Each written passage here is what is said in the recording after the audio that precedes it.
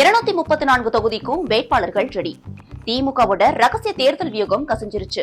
ஒவ்வொரு தொகுதிக்கும் சல்லட போட்டு வேட்பாளர்களை தூக்கி இருக்கிறாரா ஸ்டாலின். தலைவர் கையில இப்போ 3 விதமான ரிப்போர்ட்ஸ் இருக்கு. 1 உளவுத்துறை அறிக்கை, 2வது பெண் நிறுவனத்தோட சர்வே, 3வது சத்தம் இல்லாம டேட்டா எடுத்த ஒரு பிரைவேட் ஏஜென்சியோட ரிப்போர்ட். இந்த 3லயும் டாப்ல இருக்கக்கூடிய 3 பேரை இப்போ ஷார்ட் லிஸ்ட் பண்ணியாச்சு. இது ஒரு பக்கம் இருக்க, சீனியர் நிர்வாகிகள், உதயநிதி சொன்ன இளைஞரணி டீம், கனிமொழி கொடுத்த லிஸ்ட், மண்டல பொறுப்பாளர்கள் கொடுத்த பெயர்கள்னு எல்லாத்தையும் அந்த மெயின் லிஸ்டோட கம்பேர் பண்ணி ஒரு அல்டிமேட் லிஸ்ட ஸ்டாலின் லாக் பண்ணிட்டாராம். அதிமுக பாஜக கூட்டணி அப்புறம் விஜயோட தமிழக வெற்றி கழகம் இந்த ரெண்டையும் சமாளிக்கிற மாதிரி தான் வேட்பாளர்களை தேர்வு செஞ்சிருக்காங்க. எலெக்ஷன் செலவுக்கும் இப்பவே கிரீன் சிக்னல் கிடைச்சிருச்சு.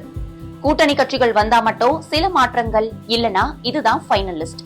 திமுகவோட இந்த வெறித்தனமான வேட்பாளர் தேர்வு 2026ல வேலை செய்யுமா? நீங்க என்ன நினைக்கிறீங்க?